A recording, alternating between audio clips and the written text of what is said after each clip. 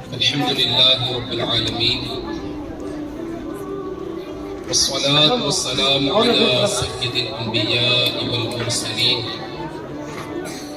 أما بعد فأعوذ بالله من الشيطان الرجيم بسم الله الرحمن الرحيم. میرے ساتھ مل کر بآواز بلند حضور پرنور شافع یوم النشور صلی اللہ علیہ وسلم کی ذات مبارک پر بآواز بلند درود پاک پڑھ لیجیے. الصلاۃ والسلام علیک یا رسول اللہ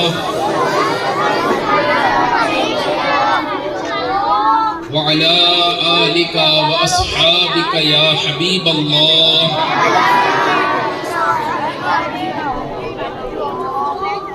پیچھے والوں کی بھی آواز آنی چاہیے اور یہ مدین امنوں کے ساتھ اگر کچھ بڑے ذمہ دار بیٹھ جائے تاکہ یہ تھوڑا سا ان کی ترکیب مضبوط بن جائے. کچھ بڑے بڑے اسلامی یہاں بیٹھ جائیں ورنہ یہ آپس میں گفتگو کرتے رہیں گے تو ڈسٹرب ہوگا. پیچھے والوں کی بھی آواز آنی چاہیے. الصلاۃ والسلام علیک یا رسول اللہ وعلی آلک واصحابک یا حبیب اللہ. الصلاۃ والسلام علیک یا نبی اللہ وعلی آلک واصحابک یا نور اللہ.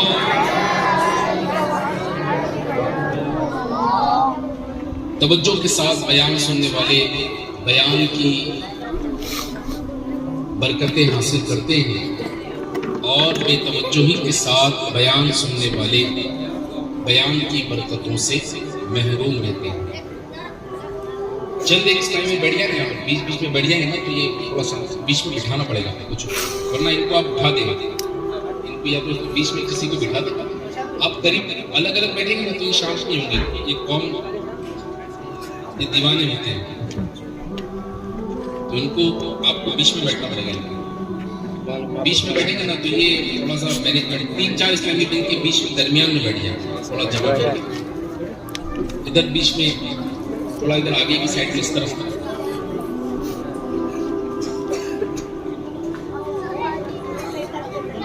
ایک آپ اس طرح کھڑے رہیں اور ان کو تھوڑا دیکھیں جو بات کر رہے ہیں تھوڑا شانت ہو جائے. یا تو پھر ان کو اٹھا دیں, جو بات کرنے والے ہیں ان کو اٹھا کر ایک طرف کچھ بٹھانے کی ترکیب کریں.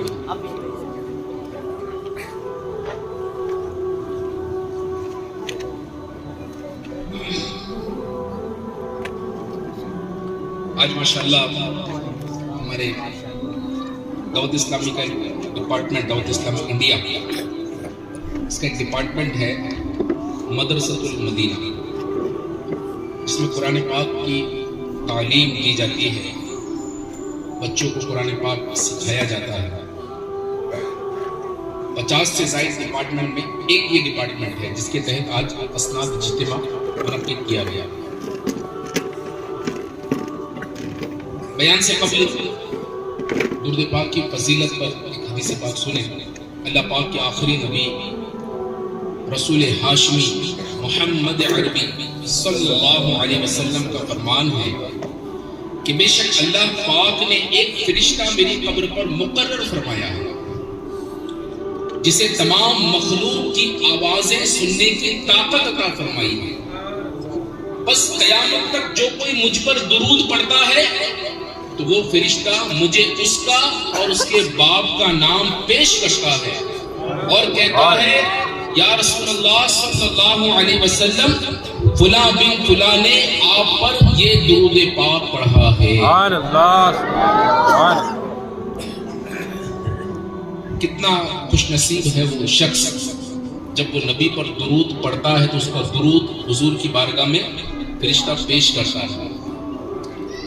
اب دنیا میں کوئی بہت بڑا آدمی ہو, چاہے وہ دنیاوی اعتبار سے ہو یا دینی اعتبار سے, تو اس کا اگر کوئی بہت نام ہو نا تو ہوتا یہ ہے کہ ہم لوگ کی خواہش ہوتی ہے کہ اس سے ملاقات ہو جائے یا کم از کم اس تک ہمارا نام پہنچ جائے. بہت سے لوگ سیلفی بھی لیتے ہیں, بہت سے لوگ سگنیچر لیتے ہیں کہ یار فلاں اتنا بڑا آدمی ہے, اس کے پاس اس کی سیلفی یا اس کا ایک سگنیچر اس کی ہو جائے. یہ دنیا والے کرتے ہیں. کیوں؟ کیونکہ یار ایک بڑے آدمی کے پاس اپنی ایک نام پہنچ جائے. اب دنیا میں اللہ کے نبی صلی اللہ علیہ وسلم کی ذات سے بڑھ کر کون سی ذات بڑی ہو رہی ہے؟ جس کے صدقے ساری کائنات بنی, جس کے صدقے ہمیں ساری نعمتیں ملی. تو اس مبارک ذات کی بارگاہ میں ایک فرشتہ درود لے کر حاضر ہوتا ہے اور یہ کہتا ہے یا رسول اللہ صلی اللہ علیہ وسلم فلاں بن فلاں نے, فلاں جو فلاں کا بیٹا ہے اس نے آپ پر درود پڑھا. اب یہاں ایک بندے کی بات سنیے. اللہ پاک نے ایک فرشتے کو اتنا علم دیا کہ وہ غیب کی خبریں جانتا ہے. وہ یہ دیکھ رہا ہے درود کون پڑھ رہا ہے, کہاں سے پڑھ رہا ہے, کس انداز میں پڑھ رہا ہے, کس کا بیٹا ہے. وہ فرشتہ وہ درود لے کر حضور کی بارگاہ میں حاضر ہو کر اس کے باپ کا بھی نام بتا رہا ہے, اس کا بھی نام بتا رہا ہے. تو ایک فرشتے کے علم غیب کا یہ عالم ہے, تو میرے آقا کے علم غیب کا عالم کیا ہوگا؟ سبحان اللہ.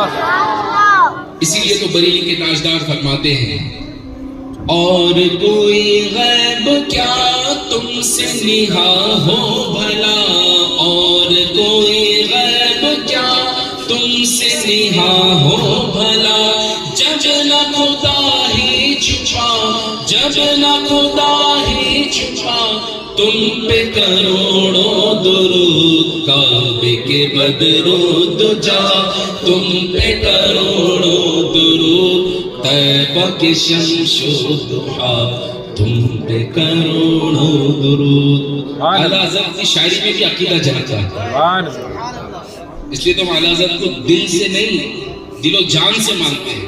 اور میرے شیخ طریقت امیر اہل سنت کتنی زبردست ہماری تربیت فرماتے ہیں اعلیٰ حضرت پر اپنی آنکھیں بند کر دو,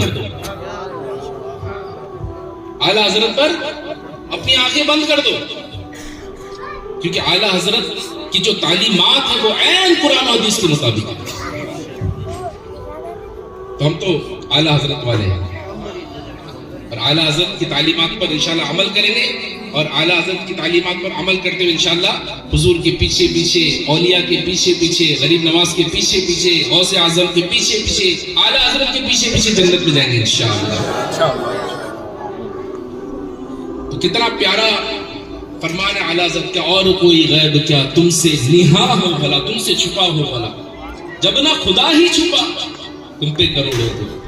تو جب ایک فرشتے کو اللہ تعالیٰ نے اتنا علم دیا, وہ یہ چھپی ہوئی باتوں کا علم جان رہا ہے, کون درود پڑھ رہا ہے, کس کا بیٹا ہے, تو میرے آقا کے علم غیب کا عالم کیا ہوگا. تو یہ سعادت مندی ہے ہم غلامان مصطفیٰ کی کہ ہم جب بھی درود پڑھتے ہیں تو حضور پاک صلی اللہ علیہ وسلم کی بارگاہ میں ہمارا درود پہنچتا ہے. اور جمعہ کے دن جو درود پڑھتا ہے تو علماء بیان کرتے ہیں کہ حضور پر نور صلی اللہ علیہ وسلم خود اپنے مبارک کانوں سے سنتے ہیں. اب یہاں دیکھو اعلیٰ حضرت پھر یاد آتے ہیں, دور و نزدیک کے سننے والے وہ کان, دور و نزدیک کے سننے والے وہ کان, کان لالے کرامت پہ لاکھوں سلام. انشاءاللہ ہم حضور کی ذات پر کثرت سے درود پڑھتے رہیں گے, اور انشاءاللہ جب قبر میں جائیں گے تب بھی درود پڑھیں گے. کسی عاشق نے کہا ہے قبر میں سرکار آئیں تو میں قدموں میں گروں, قبر میں سرکار آئیں تو میں قدموں میں گروں, گر فرشتے بھی اٹھائیں تو میں ان سے یوں کہوں اب تو پائے ناز سے میں اے فرشتوں کیوں اٹھوں, ارے مر کے پہنچا ہوں یہاں اس دل ربا کے واسطے. حضور کے دیدار کے لیے تو آیا ہوں یہاں پر, مجھ سے پوچھتے ہو کہ یہ کون ہے, اس طرح سوال پوچھا جائے گا. قبر میں بھی جو سوال ہوا عقیدے کے بارے میں ہوگا, عقیدہ فرسٹ. ہمارا تو یہ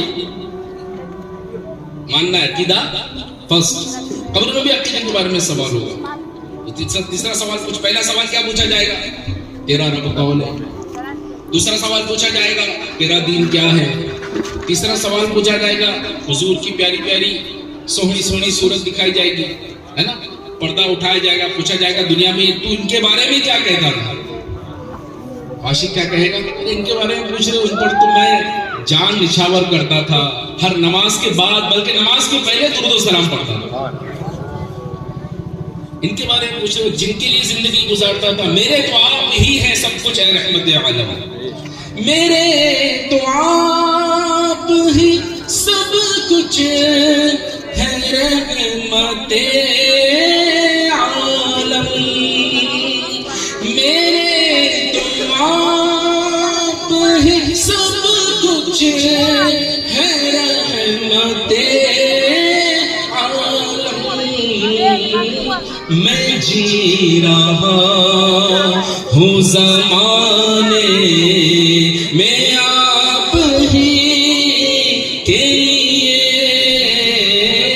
میں جی رہا ہوں زمانے میں آپ ہی کے لیے.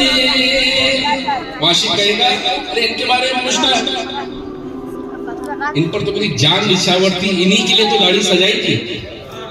لوگ تانے دیتے تھے لیکن لوگوں کی تانوں کی پرواہ نہیں کیا, انہی کے لیے امامہ سجایا تھا, انہی کی سنتوں پر عمل کرتا تھا, ان کے بارے میں پوچھتے تھے. تو خیر عاشق کی تو چاندی ہوگی قبر میں بھی اور حشر میں بھی انشاءاللہ. تو نیت کریں انشاءاللہ حضور پر نور صلی اللہ علیہ وسلم پر کثرت سے درود و سلام پڑھنے کا معمول بنائیں گے, اور یہ مہینہ ہی درود و سلام کا مہینہ ہے.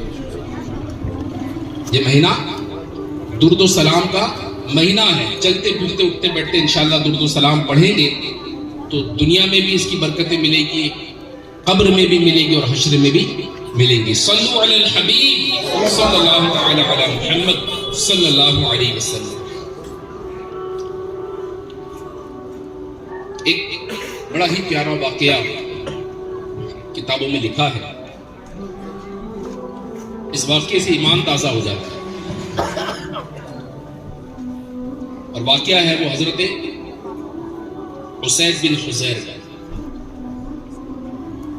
حضرت سیدنا ابو سعید خدری رضی اللہ تعالی عنہ فرماتے ہیں کہ حضرت سیدنا اسید بن حضیر ایک رات اپنے گھوڑے باندھنے کی جگہ پر قرآن پاک کی تلاوت فرما رہے تھے کہ یکایک ان کا گھوڑا اچھلنے لگا. تو انہوں نے قرآن کی تلاوت کو موقوف کر دیا, گھوڑا اچھلنا بند کر دیا. تو انہوں نے دوبارہ پھر قرآن پاک کی تلاوت شروع کی. جب دوبارہ شروع کی تو دوبارہ گھوڑا اچھلنے لگا, پھر موقوف کر دیا. پھر تیسری بار بھی قرآن پاک کی تلاوت شروع کی, پھر گھوڑا اچھلنے لگا. حضرت سیدنا اسید بن حضیر فرماتے ہیں مجھے خطرہ تھا کہ کہیں گھوڑا میرے بیٹے یحییٰ کو کچل نہ ڈالے, کیونکہ وہ قریب ہی سویا ہوا تھا. لہٰذا میں گھوڑے کی طرف گیا تو میں نے دیکھا کہ میرے سر پر ایک چھتری نے, ایک نوری چھتری نے سایہ کیا ہوا ہے جس میں چراغ جگمگ جگمگ کر رہے ہیں. پھر وہ چھتری, وہ سایہ فضا میں گم ہو گیا اور میری نگاہوں سے غائب ہو گیا. صبح کے وقت میں نے نبی مکرم نور مجسم صلی اللہ علیہ وسلم کی بارگاہ میں حاضر ہو کر عرض کی, یا رسول اللہ صلی اللہ علیہ وسلم, میں گزری ہوئی رات اپنے گھوڑے باندھنے کی جگہ میں قرآن پاک کی تلاوت کر رہا تھا کہ میرا گھوڑا اچانک اچھلنے لگا. جب میں باہر آیا تو میں نے اپنے سر پر ایک چھتری کو سایہ کیا ہوا دیکھا جس میں چراغ روشن تھے. پھر وہ فضا میں بلند ہوتی گئی یہاں تک کہ میری نظروں سے غائب ہو گئی. اس وقت میرا بیٹا یحییٰ گھوڑے کے قریب تھا. مجھے خوف محسوس ہوا کہ کہیں گھوڑا اسے کچل نہ ڈالے. جو ہی میں وہاں پہنچا تو وہ چھتری غائب ہو گئی. یہ سن کر پیارے آقا مدینے والے مصطفیٰ صلی اللہ علیہ وسلم نے ارشاد فرمایا, اے ابن حضیر تلاوت کیا کرو, اے ابن حضیر تلاوت کیا کرو. یہ فرشتے تھے جو تمہاری قرات سننے آئے تھے. اگر تم تلاوت کرتے رہتے تو صبح لوگ انہیں دیکھتے اور ان میں سے کوئی پوشیدہ نہ رہتا. پیارے پیارے اسلامی بھائیوں، دیکھا آپ نے کہ فرشتوں کو بھی قرآن کی کتنی محبت ہے، قرآن پاک سے کیسی محبت ہے کہ قرآن سننے کے لیے فرشتوں کی جماعت جو ہے وہ حاضر ہو گئی تھی۔ وہ نورانی جماعت، وہ نورانی سایہ جو تھا وہ فرشتوں کی جماعت کا تھا۔ اور پیارے آقا صلی اللہ علیہ وسلم نے فرمایا اگر تم تلاوت کرتے رہتے تو صبح لوگ انہیں دیکھ لیتے اور ان میں سے کوئی بھی پوشیدہ نہ رہتا۔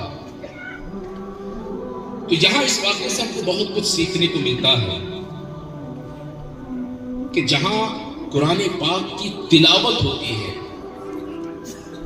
جہاں پر قرآن پاک پڑھا جاتا ہے، وہاں اللہ کی رحمتوں کا نزول ہوتا ہے، فرشتوں کی آمد ہوتی ہے۔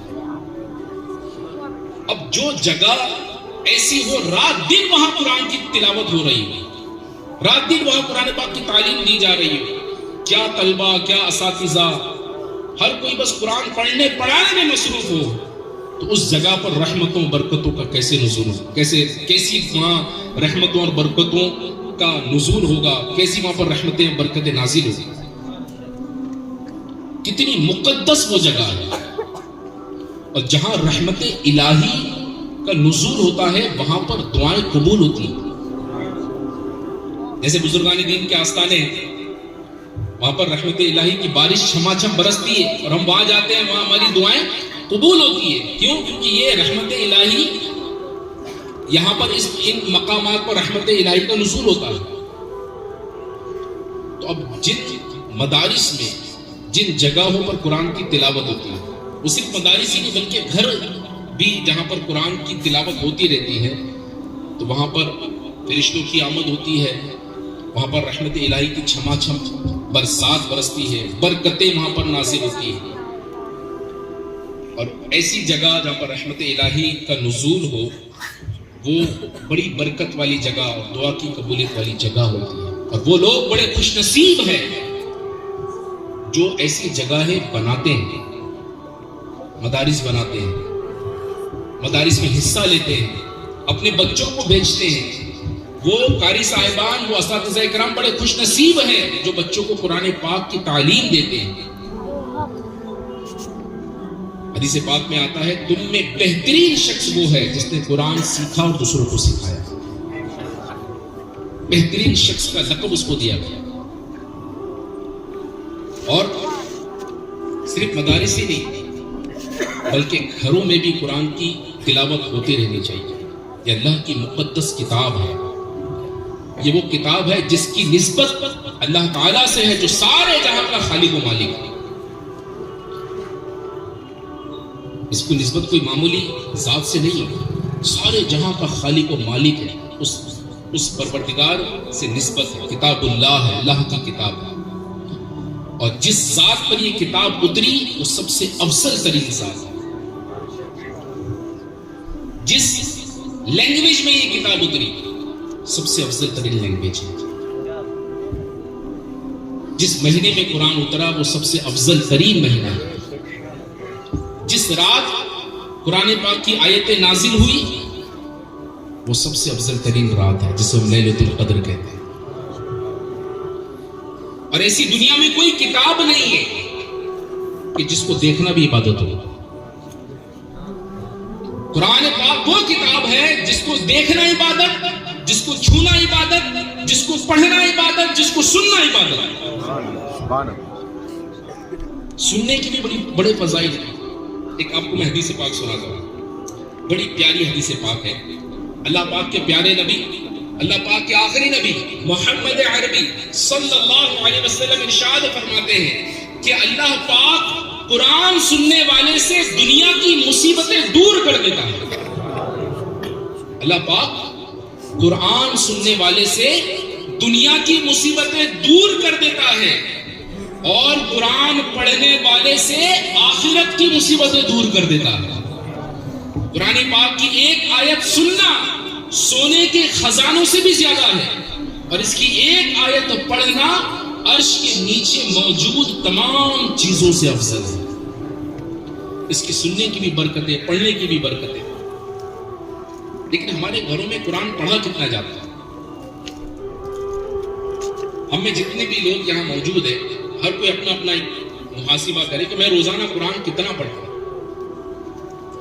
کہ وہ کتاب جو کتاب ہدایت ہے،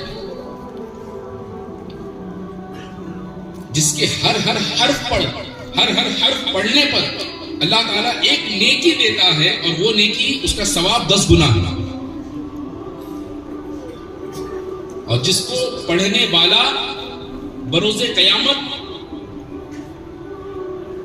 جو کثرت سے قرآن پاک کی تلاوت کرنے والا ہے، اس کو بروز قیامت ایسا انعام و اکرام دیا جائے گا کہ اللہ پاک کے پیارے نبی، اللہ پاک کے آخری نبی محمد عربی صلی اللہ علیہ وسلم ارشاد فرماتے ہیں، قیامت کے دن قرآن کریم پڑھنے والا آئے گا تو قرآن عرض کرے گا، اے رب کریم اسے جنت کا لباس پہنا، تو اسے اس قرآن پاک کی تلاوت کرنے والے اس شخص کو بزرگی کا جنتی لباس پہنایا جائے گا۔ پھر قرآن اللہ پاک کی بارگاہ میں عرض کرے گا، اے رب کریم اس میں اضافہ فرما، تو اسے بزرگی کا تاج پہنایا جائے گا۔ پھر قرآن عرض کرے گا، اے رب کریم اس سے راضی ہو جا، تو اللہ پاک اس سے راضی ہو جائے گا۔ پھر اس قرآن کریم پڑھنے والے سے کہا جائے گا، قرآن کریم پڑھتا جا اور جنت کے درجات طے کرتا جا، اور ہر آیت پر اسے ایک نعمت عطا کی جائے گی۔ ایسا کرم ہوگا تلاوت قرآن کرنے والے پر بروز قیامت۔ دنیا میں بھی برکتیں حاصل ہوتی ہے، آخرت میں بھی برکتیں حاصل ہوتی ہے، دنیا سے بھی نحوستیں بلائیں دور ہوتی ہے، دنیا کی قرآن سننے سے دنیا کی مصیبتیں دور ہوتی ہے، پڑھنے کی تو کیا شان ہوگا۔ لیکن ہمارے گھروں میں قرآن پڑھتا کون ہے؟ مدارس میں تو ماشاءاللہ طلبہ اکرام بڑے خوش نصیب ہیں، اور وہ ماں باپ بڑے خوش نصیب ہیں جنہوں نے اپنے بچوں کو مدارس میں داخلہ کر کے قرآن پاک کی تعلیم حاصل کرنے کے لیے بھیجا۔ انہوں نے تو اپنی آخرت کما لی، واقعی انہوں نے اپنی آخرت کما لی۔ لیکن جن گھروں میں قرآن پاک کی تعلیم، قرآن نہیں پڑھا جاتا، علماء بیان کرتے ہیں وہ گھر ویران مکان کی مثل ہے۔ حضرت سیدنا ابو ہریرہ رضی اللہ تعالیٰ عنہ فرماتے ہیں، جس گھر میں قرآن پڑھا جاتا ہے وہ اپنے رہنے والوں پر کشادہ ہوتا ہے، اس کی بھلائی کثیر ہوتی ہے، اس میں فرشتے حاضر ہوتے ہیں اور شیاطین اس سے نکل جاتے ہیں۔ آج لوگ شکایت کرتے ہیں ہمارے گھر میں جھگڑے بہت ہوتے ہیں، بہت ٹینشن ہے، نحوست بہت ہے، گھر میں رہنے کا دل نہیں کرتا، کاروبار میں برکت نہیں ہو رہی، پیسے میں بچت نہیں ہے، گھر میں برکت نہیں ہے۔ تو کسی کہنے والے نے کہا ہے، جو کچھ بھی ہے سب اپنے ہی ہاتھوں کی ہے کرتوت، جو کچھ بھی ہے سب اپنے ہی ہاتھوں کی ہے کرتوت، شکوا ہے زمانے کا اور قسمت کا گلہ ہے۔ ہم نے قرآن پڑھنا چھوڑ دیا، اس کو تاک میں بس برکت کے لیے رکھ دیا، قرآن پڑھنا چھوڑ دیا، قرآن کی تلاوت کرنا چھوڑ دیا۔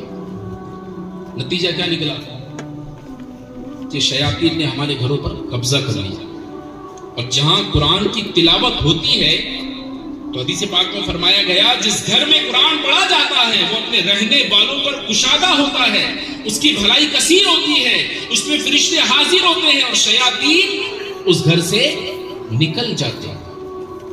اور جس گھر میں قرآن نہیں پڑھا جاتا وہ اپنے رہنے والوں پر تنگ ہو جاتا ہے، اس کی بھلائی کم ہو جاتی ہے اور اس سے فرشتے نکل جاتے ہیں اور شیاطین آ جاتے ہیں۔ غور کریں پیارے اسلامی بھائیوں، قرآن کریم جہاں پڑھا جاتا ہے وہ کیسی برکتیں حاصل کرتا ہے، اور قرآن کریم جہاں نہیں پڑھا جاتا وہ کیسی برکتوں سے محروم رہتا ہے۔ وہ گھر اس کے لیے تنگ ہو جاتا ہے، فرشتے چلے جاتے ہیں، شیاطین آ جاتے ہیں۔ شیاطین آئیں گے تو کیا کریں گے؟ لڑائی نہیں کر رہے ہیں تو کیا میاں بیوی میں لڑائیاں روز چل رہی ہے، ساس بہو میں لڑائیاں چل رہی ہے، بھائی بھائی میں لڑائیاں چل رہی ہے، کیا وجہ ہے؟ قرآن کی تلاوت ہمارے گھروں میں اب جیسی ہونی چاہیے نہیں ہو۔ اب ہمارے گھروں میں تو کیا کیا ہو رہا ہے وہ سب کسی چھپا نہیں۔ اور قرآن ایسی کتاب ہے کہ جس کی ہر آیت برکت والی، جس اس کی ہر سور برکت والی. سورہ یاسین جس کو قرآن کا دل کہا گیا، اس کی کیسی برکت. ایک واقعہ سنیے. ایک مرتبہ امام ناصر الدین بستی رحمۃ اللہ تعالی علیہ سخت بیمار ہے، اور اسی بیماری میں آپ کا سختہ طاری ہو گیا. رشتہ دار، عزیز و اقارب یہ سمجھیں کہ ان کا انتقال ہو گیا، تو آپ کو مردہ تصور کر کے غسل و کفن کے بعد دفن کر دیا. قبر میں رات کے وقت جب آپ کو ہوش آیا تو خود کو قبر میں دفن پا کر بہت پریشان ہوئے کہ مجھے مردہ سمجھ کر ان لوگوں نے قبر میں دفن کر دیا. اسی پریشانی کے عالم میں آپ کو یاد آیا کہ جو شخص پریشانی میں 40 مرتبہ سورہ یاسین شریف پڑھتا ہے، اللہ پاک اس کی مصیبت کو دور فرما دیتا ہے اور تنگی فراخی سے بدل جاتی ہے. چنانچہ آپ نے سورہ یاسین کی تلاوت شروع کر دی. قبر میں کوئی یار و مددگار نہیں، رشتہ دار سب چھوڑ کے چلے گئے، تو آپ نے اب سورہ یاسین شریف کی تلاوت شروع کر دی. ابھی 40 مرتبہ پڑھنا تھا، ابھی 39 مرتبہ ہی پڑھا تھا کہ ایک کفن چور نے کفن چرانے کی نیت سے آپ کی قبر کھودنا شروع کر دی.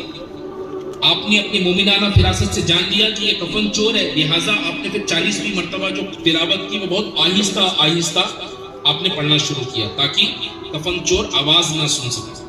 ادھر آپ نے 40ویں مرتبہ سورہ یاسین شریف پورا کیا، ادھر کفن چور بھی اپنا کام پورا کر چکا تھا.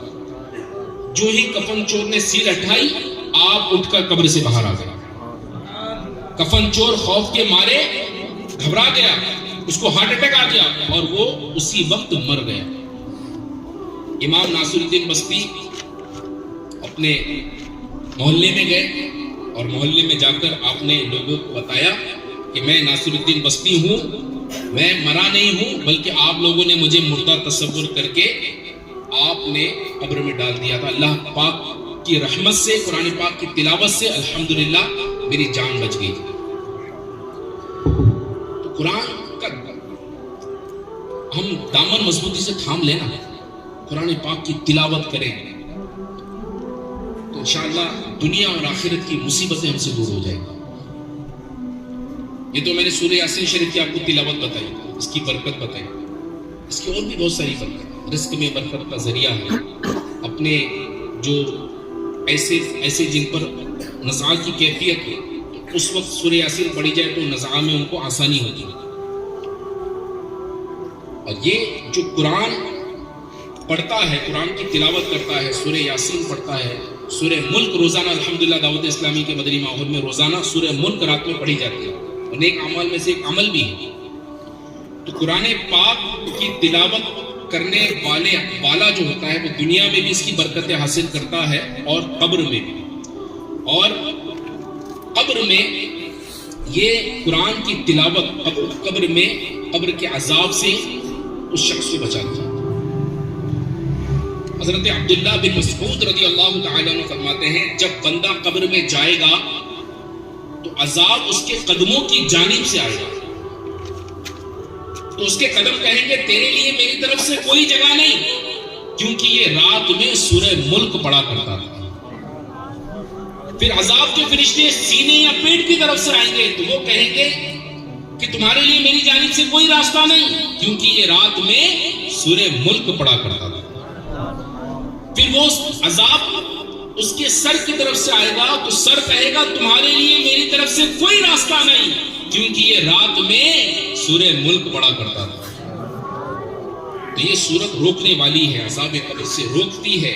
توریت میں اس کا نام سورہ ملک ہے. جو اسے رات میں پڑھتا ہے بہت زیادہ اور اچھا عمل کرتا ہے. یہ کون فرما رہے ہیں؟ حضرت عبداللہ بن مسعود صحابی رسول ہیں. اب میرے اعلیٰ حضرت کا فرمان سنیں. ہم تو اعلیٰ حضرت والے ہیں. اعلیٰ حضرت امام اہل سنت مولانا شاہ امام احمد رضا خان علیہ رحمۃ و رضوان سورہ ملک کے بارے میں بیان کرتے ہیں. کیا زبردست آپ نے فرمایا. آپ فرماتے ہیں سورہ ملک کے برابر عذاب قبر سے بچانے والی اور راحت پہنچانے والی کوئی چیز نہیں. اگر اس کے پڑھنے والے کے پاس عذاب کے فرشتے آنا چاہتے ہیں تو یہ سورہ ملک ان کو روکتی ہے. وہ دوسری طرف سے آنا چاہتے ہیں تو ادھر بھی حائل ہو جاتی ہے اور فرماتی ہے اس کے پاس نہ آؤ، یہ مجھے پڑھا کرتا تھا۔ فرشتے عرض کریں گے ہم تو اللہ کے حکم سے آئے ہیں جس کا تو کلام ہے۔ اب سورہ ملک کیا کرتی ہے؟ دیکھیں جو سورہ ملک پڑھتا ہے نا تو سورہ ملک اس سے کتنی محبت کرتی ہے۔ تو جب یہ عذاب کے فرشتے کہیں گے کہ ہم تو اللہ کے حکم سے آئے ہیں تو ہمیں کیوں روکتی ہے، تو سورہ ملک کہتی ہے ٹھہر جاؤ، اور جب تک میں واپس نہ آؤں اس شخص کے پاس نہ آنا۔ اور بارگاہ الہی میں حاضر ہو کر اپنے پڑھنے والے کی مغفرت کے لیے ایسا جھگڑا کرتی ہے کہ مخلوق کو ایسا جھگڑنے کی طاقت نہیں۔ انتہا یہ ہے کہ اگر مغفرت میں تاخیر ہوتی ہے تو وہ یہ سورہ ملک عرض کرتی ہے یا اللہ یہ مجھے روزانہ پڑھا کرتا تھا اور تو نے اسے نہ بخشا، اگر میں تیرا کلام نہیں تو تو مجھے اپنی کتاب سے نکال دے۔ اس پر ارشاد باری تعالی ہوتا ہے ہم نے اسے بخش دیا۔ پھر یہ سورت جو ہے جنت جاتی ہے، جنت سے پھول، صحرا، تکیا لے کر آتی ہے اور اس پڑھنے والے کے پاس آتی ہے۔ تمہیں کوئی گھبراہٹ تو نہیں ہوئی؟ تمہیں کوئی تکلیف تو نہیں پہنچی؟ یہ لو تمہارے آرام کے لیے میں نے یہ لے کر آئی ہے۔ تو سورہ ملک کی بھی کیا شان ہے، اس کی جو تلاوت روزانہ کرتا ہے یہ اس کو عذاب قبر سے بچاتا ہے۔ اگر میں یہ ایک ایک سور کے فضائل بیان کرتا جب تو ہر ایک کی الگ اپنے فضائل ہیں۔ وقت اتنا نہیں ہے کہ میں بہت زیادہ ہر چیز پر کلام کروں، ہر سور کی ہر آیت کی الگ اپنی برکت ہے۔ اب یہاں ایک بات ہمیں سمجھنے کی ہے کہ اتنے فضائل قرآن پاک کے ہیں، ہم قرآن پاک پڑھتے کتنا اور ہم نے اپنے بچوں کو اس کی تعلیم اور تربیت کتنی دی۔ قرآن ایک نور ہے، اگر بچوں کو قرآن پاک کی تعلیم سے آراستہ کیا جائے تو قرآن پاک کی برکت سے ان کے دل و دماغ منور ہو جائیں گے، انہیں سیدھا راستہ مل جائے گا، ان کی دنیا اور آخرت سنور جائے گا۔ حضرت عبداللہ بن عیسیٰ فرماتے ہیں یہ امت ہمیشہ خیر اور بھلائی میں رہے گی جب تک ان کی اولاد قرآن کریم کی تعلیم حاصل کرتے رہے گا۔ جو ماں باپ اپنے بچوں کو قرآن پڑھنا سکھاتے ہیں وہ کیسے خوش نصیب ہیں، ان کے لیے کیسی زبردست بشارت ہے کہ اللہ پاک کے آخری نبی محمد عربی صلی اللہ علیہ وسلم نے فرمایا جو شخص اپنے بیٹے کو ناظرہ قرآن پڑھنا سکھائے، جو شخص اپنے بیٹے کو ناظرہ قرآن پڑھنا سکھائے اس کے سب اگلے پچھلے گناہ بخش دیے جاتے ہیں۔ کتنے خوش نصیب ہیں وہ ماں باپ جو اپنے بچوں کو قرآن سکھانے مدرسے میں بھیجتے ہیں۔ ایک اور حدیث سنیے، جس شخص نے دنیا میں اپنے بچوں کو قرآن پڑھنا سکھایا تو بروز قیامت جنت میں اس شخص کو ایک تاج پہنایا جائے گا جس کی بنا پر اہل جنت جان لیں گے کہ اس شخص نے اپنے بیٹے کو دنیا میں قرآن پاک کی تعلیم دی تھی۔ آج ایک تعداد ہے جو اس طرف توجہ نہیں دیتی کہ میرا بیٹا بھی علم حاصل کرے، میرا بیٹا بھی قرآن سیکھے، میرا بیٹا بھی دین کی راہ پر چلے، کیونکہ ہمارے پاس اتنا وقت بھی نہیں ہے۔ ہمارا جو ڈیلی شیڈول ہے نا، ڈیلی جو ہمارا ٹائم ٹیبل ہے وہ اب موبائل کی نظر ہو گیا ہے۔ صبح اٹھتے ہیں، ناشتہ کرتے ہیں اور ناشتہ کرنے کے بعد فوراً یا تو جاب پہ چلے گئے، کاروبار پہ چلے گئے، دوپہر میں آئے کھانے کے لیے نہیں آئے، شام میں آئے کھانا کھائے اور کھانا کھانے کے بعد فوراً موبائل لے لیا۔ اب موبائل دیکھتے دیکھتے یوٹیوب پر، فیس بک پر، انسٹاگرام پر اپنا وقت برباد کرتے کرتے کرتے اب سو گئے۔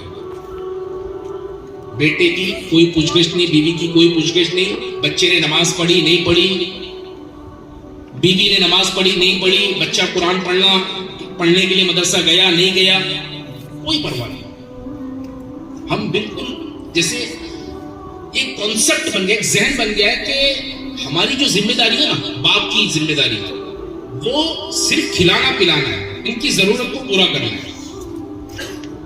تعلیم و تربیت کا ہمارا کوئی کانسیپٹ ہی نہیں ہے کہ اپنے بچوں کو ہم صحیح تعلیم و تربیت دیں۔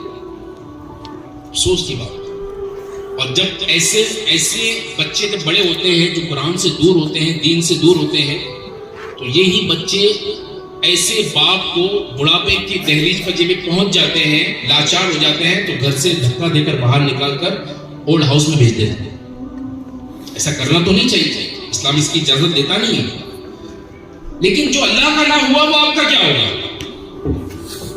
جس کو بچپن سے حکم تھا کہ 7 سال کا ہو جائے تو نماز پڑھنا سکھاؤ، 10 سال کا ہو جائے تو مار کر نماز پڑھاؤ اگر نہیں پڑھتا ہے تو۔ ہم نے کتنی اس کی پرواہ کی، ہم نے کتنی اس کی فکر کی، ہم کتنی مرتبہ اساتذہ کرام کے پاس جا کر میرا بچہ قرآن پڑھ رہا ہے کہ نہیں پڑھ رہا، میرے بچے کا ایڈمیشن لے لو۔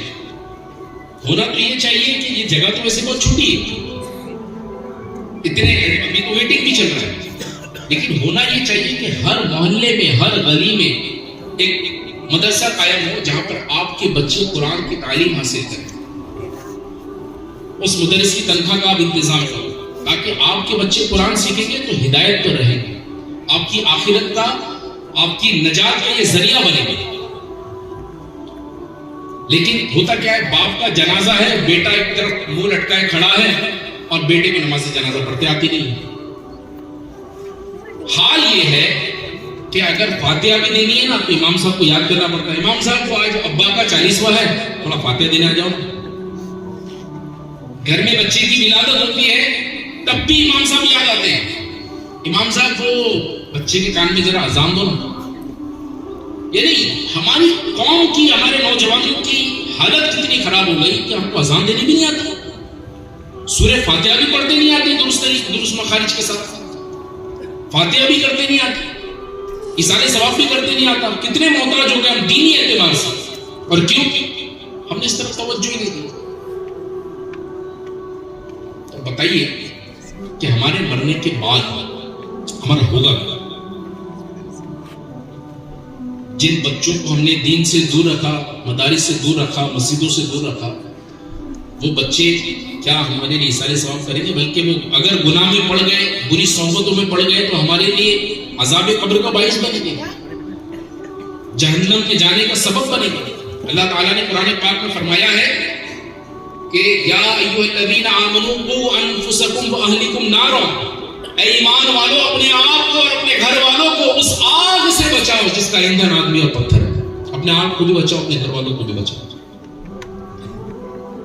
تو آج بیدار ہونے کی ضرورت ہے، آج خود بھی ہم راہ راست پر آئے، دین کی طرف آئے، مسجدوں کی طرف آئے، قرآن سیکھے۔ الحمدللہ دعوت اسلامی کے 50 سے زائد ڈپارٹمنٹ ہے۔ ایک ڈپارٹمنٹ بچوں کو سکھاتا ہے، ایک ڈپارٹمنٹ بڑوں کو سکھاتا ہے، جس کو کہتے ہیں مدرسۃ المدینہ بالغان۔ آپ جگہ جگہ دعوت اسلامی کے تحت بالغان کے مدرسے رکھتے ہیں، آپ وہاں جا کر قرآن سیکھیں۔ آپ کے پاس وقت نہیں، آن لائن سیکھیں، آن لائن قرآن سکھایا جا رہا ہے۔ مدرسۃ المدینہ آن لائن، غریب نواز آن لائن اکیڈمی کے ذریعے آپ جب چاہیں آپ قرآن سیکھ سکتے ہیں۔ آج تو علم حاصل کرنا اتنا آسان ہے، اتنا آسان ہے، آج تو میں نے اتنا آسان کبھی نہیں تھا، لیکن ہم نے اتنا مشکل کر دیا ہے۔ ہمارے پاس موبائل کے لیے وقت ہے، دوستوں کے لیے گپے شپے کرنے کے لیے وقت ہے، شادی بیاہ میں جانے کے لیے وقت ہے، گھومنے پھرنے کے لیے وقت ہے، رات میں ٹائم پاس کرنے کے لیے موبائل پر دوستوں کے ساتھ باتیں کرنے کے لیے وقت ہے۔ وقت نہیں ہے تو قرآن سیکھنے کے لیے وقت نہیں۔ اور جن کو قرآن پڑھتے آتا بھی ان کے مخارج کتنے درست ہیں، وہ تو ایک لمبی بحث ہے، اس پر ایک بیان کریں گے تو اور بیان بڑھ جائے گا۔ خدا را اپنی جانوں پر رحم کرے۔ دعوت اسلامی چاہتی ہے ہم سب قرآن سیکھنے والے بن جائے، قرآن پر عمل کرنے والے بن جائے، ہم نیک بن جائیں۔ اس کے لیے کیا کرنا ہوگا؟ دعوت اسلامی کے مدنی ماحول سے وابستہ خود بھی ہو جائے، اپنے بچوں کو بھی کریں، خود بھی قرآن سیکھیں، بچوں کو بھی سکھائیں۔ اور آج جن لوگوں نے سکھایا ہے وہ اپنی ماتھے کی آنکھوں سے اپنے بچوں کو دیکھ کر خوش ہو رہے ہوں۔ ماشاءاللہ میرے بیٹے نے جو ہے قرآن حفظ مکمل کر لیا، اور ایک بڑی تعداد وہ بھی ہے کہ جنہوں نے ناظرہ مکمل کر لیا، جن کے لیے حدیث پاک میں فرمایا گیا کہ جو اپنے بیٹے کو ناظرہ مکمل کروائے گا تو اللہ تعالیٰ اس کے اگلے پچھلے گناہوں کو بخش دے گا۔ خوش نصیب ہے۔ اللہ پاک کی بارگاہ میں دعا کروں اللہ پاک ہمیں قرآن کی برکتوں سے مالا مال فرمائے، اہل و عیال کی سنت و شریعت کے مطابق تربیت کرنے کی توفیق عطا فرمائے، ہم سب کو دعوت اسلامی انڈیا کے مدنی ماحول سے وابستہ رکھے، جہاں جو ہفتہ وار اجتماع ہوتا ہے اس میں بھی شرکت کرے، اور رمضان مبارک کی آمد ہے، ایک ماہ کا اعتکاف بھی ہونے والا ہے، کہاں ہوگا اعتکاف؟ منصور میں ایک ماہ کا اعتکاف ہونے والا ہے، جس میں ماشاءاللہ مخارج کے ساتھ قرآن سکھایا جاتا ہے، قرآن صورتیں سکھائی جاتی ہیں، نماز کا پریکٹیکل طریقہ سکھایا جاتا ہے۔ آپ کے پاس ایک گولڈن اپورچونٹی ہے، کوئی خرچہ نہیں لیا جائے گا آپ سے، کوئی خرچہ نہیں، فری آف کاسٹ آپ کو سکھایا جائے گا، کھانے پینے کی سہولت کے ساتھ۔ تو ایک ماہ کا اعتکاف منصور میں ہونے والا ہے، گولڈن اپورچونٹی ہے قرآن سیکھنے کے لیے، نماز سیکھنے کے لیے، سنتیں سیکھنے کے لیے، اس اپورچونٹی کو خالی نہ جانے دو۔ کون کون نیت کرتا ہے ایک ماہ کے اعتکاف کے لیے؟ ماشاءاللہ ماشاءاللہ۔ تو جن کی نیتیں بنی ہیں وہ ہمارے ذمہ داران سے رابطہ کر لیں اور ان کو اپنا نام لکھا دیں، اور جن کی نیتیں نہیں بنی وہ اپنی نیت بنا لیں، اور یہاں اتوار اجتماع جو ہوتا ہے اس میں بھی آپ شرکت کرتے رہیں۔ اللہ پاک ہم سب کو قرآن کی برکتوں سے مالا مال فرمائے، آمین بجاہ النبی الامین صلی اللہ علیہ وسلم۔ صلو علی الحبیب صلی اللہ علیہ وسلم۔